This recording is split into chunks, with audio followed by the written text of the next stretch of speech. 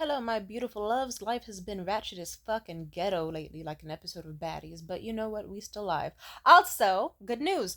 Okay, sorry. It's like 10 a.m. and it's foggy, so I have no idea who is asleep in my apartment building or not. But I will say we hit fucking 800 subscribers. So if you're watching this, hello! I love you!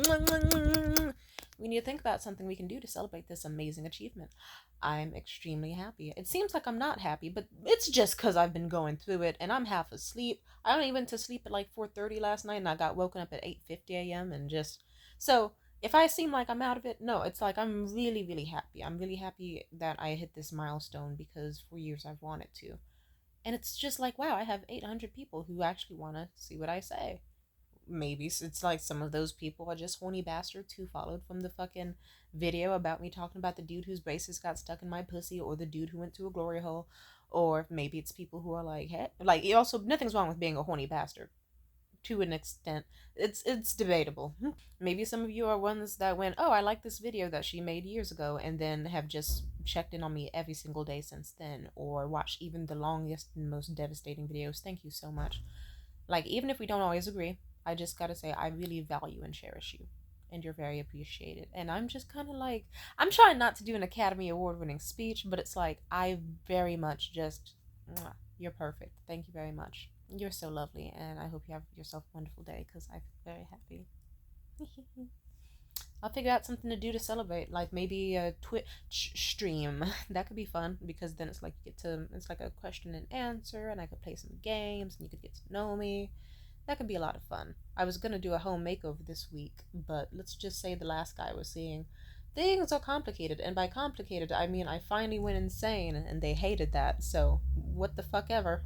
That's actually related to the topic of this video. I noticed that sometimes, or actually no, a majority of the time when I go through trauma these days, my body and brain can't handle it because I usually exist in a massive overwhelm of anxiety and depression. Sometimes it doesn't seem like that because, how do I put this? It looks different in different forms. Some days it's like, oh, I woke up and I feel extremely nihilistic, like nothing fucking matters. Like there's no point in existing. Like I could just lay here and rot like I have for the past few fucking years and have no upward life growth. And what's the point anyway? We're in a pandemic. The rain is getting acidic. The weather's getting confusing. Like, why is it fucking hot and fucking raining at the same time? That doesn't make any sense. Like the homelessness issue is fucking going crazy. Rent is going up. Life's shit. What's the point of living?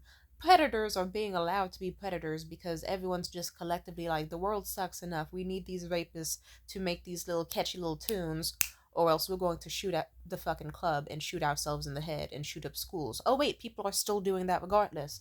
For fucking stupid reasons. God damn it. Let's just say the world is fucked, especially in America. It's like, god damn. Fuck. And so, yeah, let's just say the world's a fucked up place, and then that sometimes leads me to go, oh, what's the point of even trying anymore? Because, yeah, I remember specifically when I was like, you know what, I'm gonna buy a bunch of new clothes and do this and do that, and really work on like getting a head start on my 5 year goals. Like, I'm gonna finally achieve it, and I'm gonna be some famous filmmaker by 23 just from all that I'm gonna do, just to you watch. I'm gonna be so dedicated. Then a fucking pandemic started, like 2 weeks later. Ah, God. And then on top of that, it's like, just, it's all so fucking ghetto. Then factoring in shit in my own life, yeah. So sometimes it's that. Sometimes it's like, actually, I don't know if I really feel energized enough to describe every single, like, niche difference between different types of breakdowns and episodes and emotional. Let's just say it feels like fucking shit. So sometimes it's like, I feel like shit. I'm gonna go out and do stuff because life doesn't matter. I'm gonna buy something expensive and come at home and then come at home and watch a bunch of porn, go to sleep, drink some wine, pass the fuck out, and wake up not remembering anything. Jazz hands. Did I just sing? Sometimes that fucking happens. Or and then other days it's just like, hello darkness, my old friend, and just face down, ass up, fucking face planted into my pillow, just an endless crying. And if not crying, not feeling anything. Recently I've been the type of stressed where I'm just eating a lot to get myself joy, but that's actually having a positive effect on me. Like, the girls are growing, the other girls are growing. It's like, you know, I need it. Other times it's starving yourself and not drinking water and not showering. It's not a great feeling being depressed. But anyway, this I guess just ties into like just the main topic of this video. If your common flat ground is that you're already super mentally ill and super not doing well, then if you go through something new that's traumatic, sometimes your brain can just be like, "Oh, we don't need this," or "She's finally gonna fucking end it." Boop, forget about it. Like that actually happened a lot with my relationship with Morgan because it's like I have the ability to feel very strong emotions to the point where it actually can scare the fuck out of people, like to a terrifying extent how deeply I can feel things. I don't feel like going into examples, or do I? Let me think. Let's just say there's a number of people who have gotten some voicemails and are terrified of me. And let's just say people have seen my rants online when it's good and when it's bad, and they know how it is when I have flashbacks. So I guess something that the brain can kind of do, at least my brain, but I know this happens to other people, is that sometimes your brain will just repress memories and emotions because if you were to feel 100% of those emotions, you would take your own life or you would fully just go fucking ham on some postal shit or something. So it's kind of like a defense mechanism. Like, let's just say if I were to feel 100% about everything with the whole the last guy I went on a date with and the fight I got into over this man who's not even my man and I didn't even just good lord, then I probably, well, let's just say I've finally been feeling 100% lately. And let's just say Riley's not talking to me anymore because of it, but it's like, boo hoo, nigga, womp womp, don't put me in a situation like that. And maybe you wouldn't, yeah. But at some point, like when the trauma was happening, like, when the fight was happening, my brain had two responses. It was one, don't feel anything, focus on your survival, and if joking around can lighten the mood or at the very least make this less traumatic for you, getting attacked by a stranger at the crack of fucking dawn, then allow yourself to feel that way. Because if you were to feel any emotions of like terror or horror or let's pretend I said horror right, shut the fuck up, or anger or like sadness off the bat, it would just be bad. And dramaticness will not help you in this situation that is already bad enough. You need to be the level headed one because that's how you will leave the situation safely. And I did. Of course, I looked a little kooky at times, making as many jokes as I did as if I was Dave fucking Chappelle. And it certainly pissed the bitch off, but it's like, womp womp, I don't care. And then I remember I told Riley, the guy I went on a date with, I was like, hey, so considering how calm I was throughout all of this, even being attacked and like getting punches to the nose and the forehead and all that, I think if I'm very calm, even in the same, like, like I just got fought by a stranger and I'm calm. I was even making jokes during it. So if you think I can't handle the truth, then like no, I really can because that's even I can handle like whatever little white lie you've told me or whatever the truth really is. And he told me the truth. And I chose not to whoop that nigga's ass, even though, let's just say, the truth was fucking horrible. And I feel bad for that girl now. Now that enough time's passed, it's like, yes, I know she was a crazy psycho bitch with violent tendencies who, like, but Jesus, too. It's like, Riley, why did you do that to her? She shouldn't have fought me over it, but whatever. I hope she enjoyed that backhand she got. Same day delivery. Now, as I was saying, also, sorry, I know I'm a tad all over the place. It's been a while for me. Let's just say, then came the part like later in the day where I was slowly allowing myself to feel more and more emotion. And then it got overwhelming and scary. I say I managed to get up to like 75% of emotions where I was feeling like fucking shit. I was getting scarily nihilistic. Any facade I had of being like a classy, like sweet, sensible lady to Riley was about to fucking fall apart at my feet. And I was about to throw away all the information I learned from love books and psychology books because I was like, you know what, I'm just gonna tell this nigga off because fuck him, he's actually kind of evil. But my brain also could tell, okay, if she keeps going at this rate, she's gonna take her own fucking life or commit crime or something awful is gonna happen. So we need to suppress our thoughts. So that's what sometimes can happen. I've been in plenty of abusive relationships where even I've wanted to remember things, but my brain will be like, no, no. If you feel this overwhelming, intense emotion of like all the hatred and sadness and anger and rage you feel, you're gonna go to jail. Or you're gonna be sent to the dark fucking place. You don't want to know what happens after death, baby girl. So, for your safety, self preservation, we're gonna just like fucking men in black you. And you're gonna forget about this for just to keep the peace with either because you want this person in your life still and you want to be forgiving to them and or because you just really genuinely cannot handle it. And that helps in the sense of, okay, like instead of it being like I'm gonna be going around fucking like a nut job just doing all types of like left eye type shit, it's like no, instead I will be at home. Like I'll be depressed and sad for sure, or I'll be emotionally numb, but it's like at least I'll be eating, or at least I'll still be upkeeping certain hobbies, reading books, watching videos, doing things. And that can already be a strong enough depression. I don't even need to feel the fullness of my emotions to be extremely fucking depressed. I'd say like even a solid like 25% depressed is pretty bad. 50% is already really fucking bad. So that's why my brain kind of does that, I've noticed. So there's plenty of like if you're ever were like, why did you keep getting back with Jared? Sometimes he would change temporarily and I would genuinely believe that he was making strides to be a better man for me. And then he'd fall back. And two, often my brain just could not handle the emotional turmoil I was in.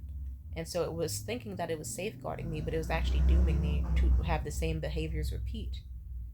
And then like next thing you know, I'd be like Jared would be like, ah, to me it's nice and happy again. There's no issues between us. But, or at least in his mind, I would think, I feel very bad about Jared for some reason, but I can't put my finger on why. But I feel bad, even though things are good. We're in this drive through, we're getting food. Like, we had pretty decent, consensual ish sex. Well, except for that one thing. And then it'll be like, oh. And then it'll trigger me, and then I'll be like, hey, remember all these memories you'll be suppressing? And then it'll just hit me like a fucking brick truck. And then also something that's like, and then next thing you know, I'll have like a really fucking bad meltdown that seems out of fucking nowhere, but it's like no, it was a long time coming. And he even could see it in me, like it would be like a slow boil before it would eventually like overflow all the emotions and lead to a mess. It's a shame that he just couldn't be a good person, but I guess that's too much to ask of certain people like Riley. Fucking Jesus, these, what the fuck is up? Mm. Anyway, like I was fucking saying, yeah, same with Morgan because, like, sometimes your brain is like, okay, we want to protect her, so we need to repress the fact that she was out there, like, fighting with him over, like, switchblades to try to, like, really fucking, like, just fucking death match it. We need to make her forget about that. Otherwise, she's going to lose her fucking shit and won't be able to go to work and won't be able to cope. So we need to make her forget about it. And then later on, we can just, like, surprise her with it. Like, at a better, more convenient time for her. And it sucks. But it's like, I get it. It's supposed to help me out. But sadly, this actually has led to me staying in some fucked up relationships longer than I had needed to because my brain wouldn't even allow me to fully like reflect back or 100% remember like why I hate a person or what they did to me, etc., etc. It's also why sometimes people can even catch me talking about shit my own mother did or like someone else in my family did or in general and they'll be like, Jesus fucking Christ, to me, do you know how bad that sounds? And then you can just kind of see on my face like I'll like, oh, I told it as a funny anecdote, but now that you mention it, Jesus fucking Christ, why would you do that to a child? And like that's something that can happen. You can just really you can repress your emotions and you can repress your memories without even thinking of it. It's like a survival tactic for your brain. And yeah, that's why sometimes I'll be even ranting online and people will just see like, "Uh-oh, she's on this topic. We know what happens. We know what's about to happen." And then next thing you know, I'm screaming like hard in my lungs and crying super hard and just just tweaking out the fuck hard cuz it doesn't feel good to just suddenly get like, and I used to have a really photographic memory too as a kid. I'd say my memory is still photographic, but that like it doesn't stop me from still having memory suppressed. It doesn't stop me from having an awkward attention span or like any memory loss I do have.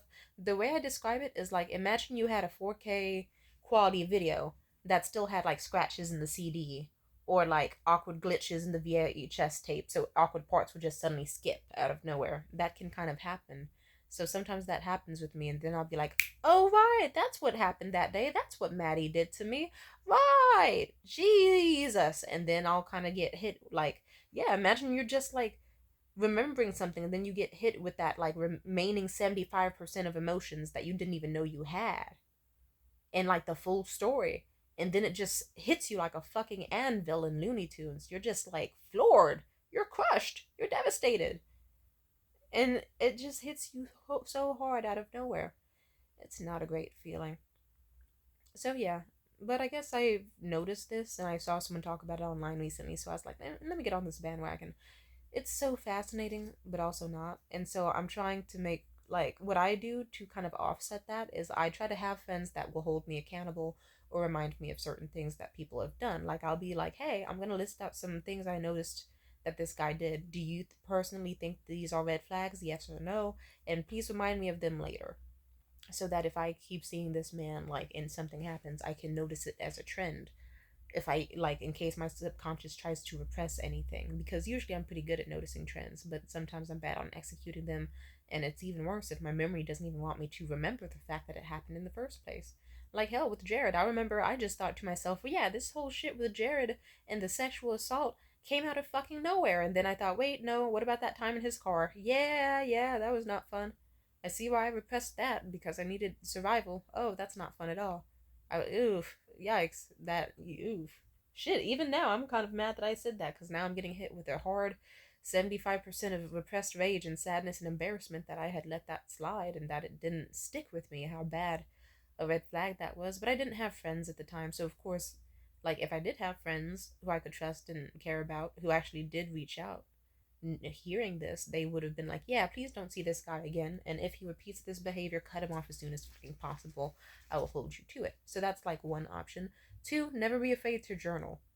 And if you can, I'd say if you can get a journal and just write a page where you just have the person's name and then like incident report that shit. Just be like, this is something they did on this day at this hour, yada yada yada. And just write out exactly how it made you feel. So that then even when you want to forget about it, you can just go, okay, Riley did me wrong. I'm gonna open up this journal and holy shit, how many of God, like so that even when you pour your feelings out and might even forget it post journaling, you can still look back and be like, oh, this nigga has three different incident reports. This is a trend, not a coincidence. We need to get the fuck out of here because he's not changing, and the only thing that needs to change is who the fuck he's doing this to. Me, out of here. And that's like one tactic. There's other tactics you can do, but I'd say those are the two that actually have seemed to work pretty decently for me. It's not foolproof though, but I'd say just keep those in mind because it helps to like case build shit like that. Or just to have people who will hold you accountable, hold them accountable. Like the type of friends who are like, girl, no, remember that time that he did this to you? And then you can be like, oh, right, fuck. And go about your business, you know? Anyway, I'm tired and hungry. I gotta go eat some more. It's wild. I've been getting my appetite back because I've been eating more. My body's been getting really luscious. I know this is a weird way to end the video, but it has been. I'm proud of myself. We got like 2 wins listed in one video: weight gain, and also 800 subscribers. We love that.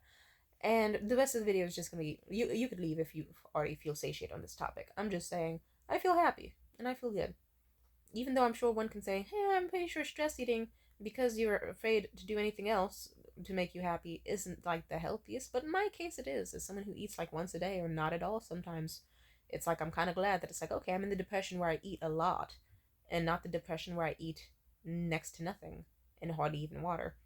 I should drink water in a second, though. What? Put it all the way across the room? Whatever. And now I feel good, and I'm regaining my healthy weight back and appetite. I keep eating pancake and sausage on a stick. If you haven't tried it, you should look it up. It's by Jimmy Dean, I think, but it's so fucking good with some hot syrup. Oof, heavenly. And it only takes like 60 seconds to microwave. You should do it. You could. It's so amazing. I've eaten an obscene amount of those over the past 24 to 48 hours, and sleeping. The weight gain has been awesome. But it's like, why are those things so addictive? On the bright side, at least bad people aren't so addictive to me anymore, and I am glad that last night I did go off the rails because me feeling 100% of my emotions whether or not Riley is some evil mastermind or if he's just some dude who just so happened to be conveniently busy right after fucking me over and conveniently not upholding promises that he made before and after the fight. Like, either way, I need to be out of his life because it's like either he's the toxic one and he's ruining my life, or I'm the toxic one because he put me. Well, no, he's still the toxic one either way. It's just like I wanted to be either a good influence. I want him to be a good influence on me, and I'm a good influence on him. But if it's like, okay, if I'm tripping out over a nigga, like, yeah, actually, let me sum up this example before I go. With him, I remember I was like, oh no, why am I being so weird to Riley? He's so nice. He's probably just busy with the move and his job, and he's probably not ghosting me on purpose. Like, why would he?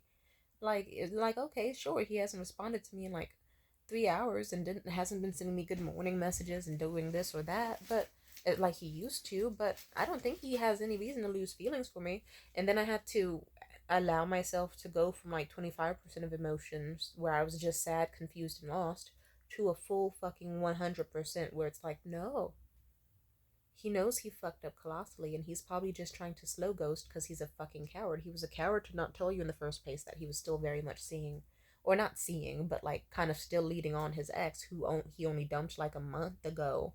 That he said was a mutual breakup, but apparently fucking not, because mutual hands got thrown. Mine in self defense, hers out of lust and love for him, I guess, on some psycho shit. Weird. And it's like, I had to kind of like sit myself down and be like, remember everything. This is what you're forgetting. Oh, right. Yeah.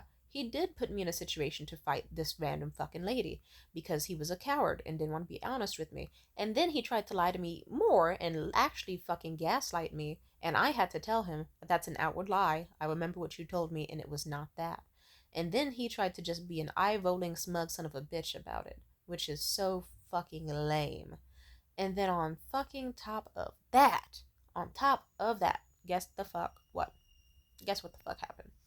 And like then he was talking all this and that about like, ooh, I could take you to the mall this weekend or Target for a shopping trip, get you some stuff for like your house, your body, make you feel good about yourself again, get you whatever you need. But and he also said he was gonna get me. So he knew I slept so well on those blankets right before the fight, so he was like, I can like send you those to help make up for this because I want you to be well vested. But then over time, it's like he's doing the slow ghost thing, being cowardly as fuck, extremely fucking cowardly. And it's like, okay, so it's just like I can recognize that it's like, okay, that was fucked up of him to do. And of course, I'm gonna think that he's ghosting me to get out of delivering on those apology gifts, and he's probably just either searching for a new bitch but wanting to keep me around, or like not face the consequences of me getting angry at him but just trying to slowly exit out of my life. Or at best, if he is busy, he should not be, because it's like, sir, all you have to do is press confirm order. And then at the very least, no matter how busy you are, I can at least go, oh, I have cozy blankets to sleep on. Like, not just some ratty old shit. I have actual high quality blankets and pillows so I don't wake up with depression and hypertension and feeling cold. Like, come on now. And plus, even a few days ago, in hindsight, I'm just remembering this. Like, he knew that I was so cold in my apartment that I got this thing called paresthesia, which basically and vasoconstriction, which is basically when your body gets so cold from losing so much heat that your blood vessels just do this thing where they start like tensing up so hard that it feels like snakes are moving underneath your skin. And it's like, I get it. He's probably going through a little bit of shit too. He probably is. Like, he still has to go back to that place and hope everything's spick and span and busy with work. But it's like, no, nigga, I think if you really cared about me, you would be checking in on me. You would still be texting me good morning. You would still be caring. You would still be sweet. So how about you get your fucking shit together? Like, and also like he was ignoring, like he kept saying, yeah, yeah, I'll do this, I'm just so busy. And then it's like, it's not, you click three things and then press confirm order, it's not hard. And then when I asked finally recently, because I was like, hey, I really just want to get this home makeover done because I've been really depressed lately, like I noticed he didn't respond to that one entirely. So then it's like, okay, my patience has run out, fuck this nigga. So I felt 100% of my emotions and all the overwhelm and terror and paranoia and sadness and hatred. And I decided, yeah, you know what? Anyone who can make me feel this way and be this paranoid probably isn't that good of a person. And I saw how he was when his mask fell off, and I need to stop forgetting the person he was. And you know what? Fuck it. I'm probably not going to get the stuff anyway. So why should I trade my self-respect and sanity all for like a little shopping trip? Because it's like, fuck you, nigga. In hindsight, I'm not gonna say anything illegal on camera. Let's just say, yeah, I'm not gonna say what I was about to say, but I'll just fucking say there are ways to get what I want, and he does not have to be the only person in the world who is the person who gets me gifts at all. There's other people who would do that, and I can have a nice, easy time with someone else who actually genuinely feels bad about what they did and is genuinely honest and genuinely not a coward. So I'm noticing his patterns, I'm noticing his energy, and whether I'm just some paranoid harpy who's insane and losing it and spiraling, it doesn't help that even put me in the position to even be that in the first place by just being a lying fucking cunt. So I went 100%. He got scared off. Bada bing, bada boom. Problem solved. And now I get to wake up this morning. Am I a little glum over the whole Wiley thing? Yeah, but now it's like I can fully forget about him, not because I'm trying to keep him around in my life and like on some, ooh, I can change him. Oh, he's so great. I want to keep the good, not the bad. Let bygones be bygones. Like, no, I want it to actually be like, no, I can forget him entirely now with no guilt and like repress any thoughts about him just simply because why the fuck would I think about someone who's no longer around and who disrespected me? And it's like holding them accountable and also just recognizing that I have better things in my life to focus on. Like I could be researching like chakras and shit and have a good time doing that instead of talking to some nigga who is like, ooh, I manifested you. I don't know, but then felt that like, sir, you can't say you're a spiritual person and then show that you have done no sign of like inner work or shadow work. Meanwhile, I'm gonna be out here researching my chakras so I can get grounded, feel good, something something, find my chi, blah blah blah. This is a good book. If you the chakra activity book and journal, it's 100% great. If I could give every single person that I've been friends with this book, I would, because it's straightforward and they don't treat you like you're an idiot and they don't speak like they're an idiot either. It makes sense. It's wonderful. Anyway, I think that's enough of me talking for now. I gotta go eat some pancake sausage on a stick, and sure, I'll probably be a little sad over Riley for the next like 50 minutes or so, because it's like I thought he was really gonna be so sweet to me. But like I said, even now I can tell that my body's starting to try to repress the emotions and just see him through rose colored glasses. So I have to remind myself, no, no, don't do that thing where you leave him, but now you think, ooh, I'm missing out. He was such a nice guy. I had no reason to leave. No, he fucking put you in a position to be hurt and then lied further when the first lie already got you in the position to be hurt. He lied in the first place when he didn't need to. Probably lied about being spiritual. And now, like, yeah, he took too fucking long to actually, like, show that he still cared by checking in on you. By at least, like, if he was gonna go the asshole manipulator route, at least give me a fucking gift so that at least I can, like, forget about it a bit because I'm too busy focused on an Amazon package. Like, yeah, he's a piece of shit.